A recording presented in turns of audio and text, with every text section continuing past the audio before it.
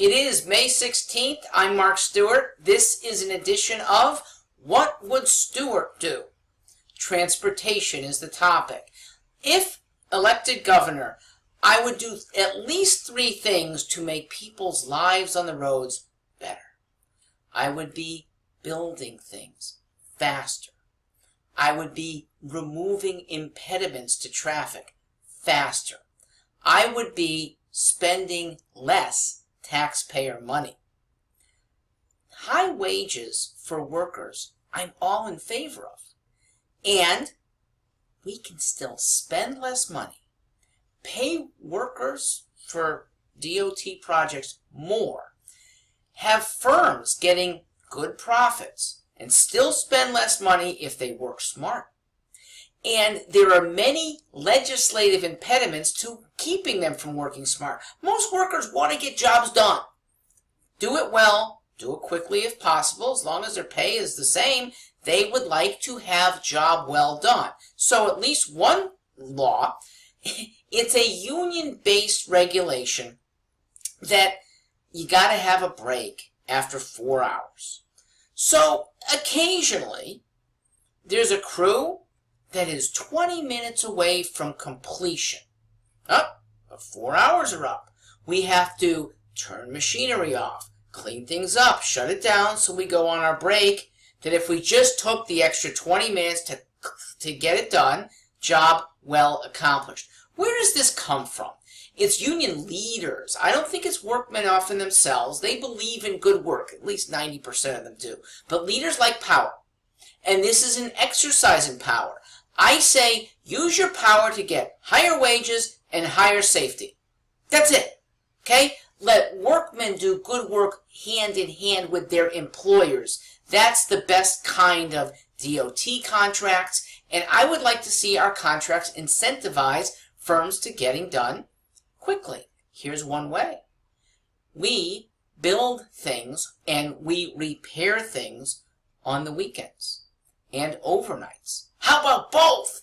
24/7 for 3 straight days. Take a long weekend, shut down a highway that would otherwise take a month to do with 8-hour shifts where you have to set up and take down and restrict traffic and protect your people with flagmen and have a cop watching just in case.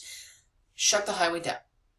Give plenty of notice that for the next 3 days, that this stretch of I-84, for example, is going to be worked on. Find alternate routes. We'll get jobs done a lot faster. Talked about getting desired cars off the road, or disabled cars. You know, when I first campaigned, this was in 2000, I proposed the highway aerial lift of disabled cars using paramilitary forces that would rappel down from a helicopter above, take a disabled car off the road. People like that idea. And I've had 18 years, I can hone this. It works very well. The amount of savings, let me do the math for you. You could save, by my estimate, on a crowded traffic 3-lane highway that would come to a stop for an hour, $180,000 in people's time. And I'm going to calculate people's time whenever I talk about the cost going into a transportation project. If people's time is added, maybe the transportation project isn't worth it. Or maybe it is worth it to do it quicker and get it done fast. 3,000 people lined up for an extra hour because they're slowly working their way to clearing an accident. Instead of repelling the car, take it off, I'll pay for your damages. Heck, with $180,000 saved, I could buy you a new car. That's the economics, and people arrive at work happier. That's the social part. As far as monetizing people's time, if traffic flow doesn't have half-hour delay on 84, let's say it's round trip, 15 minutes going in, 15 minutes going out, calculate the value of a Hartford worker. Average person driving in to Hartford is probably at a $60 an hour pay rate. It's $120,000 a year. So, somebody who spends an extra half hour, 230, 240 days a year, is losing $7,000. I am giving you a big raise. Okay, that's about a 6% raise. I'm giving you extended happiness by being efficient with our highway funds.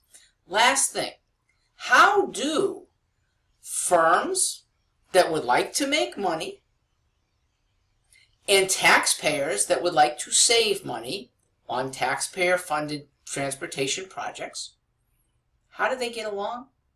They have a common enemy. It's the Marxists who run the environmental organizations and run them to impede progress. Pure environmentalism, I have great respect for it. I love it. Environmentalists being used by nihilists, Marxists, people who are anti-progress. These are despicable people.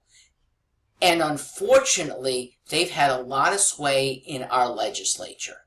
I would like to see taxpayers team up with firm owners and their workers to say, we want to get the job done. Stop these delays, these slow regulatory impediments, and we will be better for the state of Connecticut. I'm Mark Stewart, candidate for governor.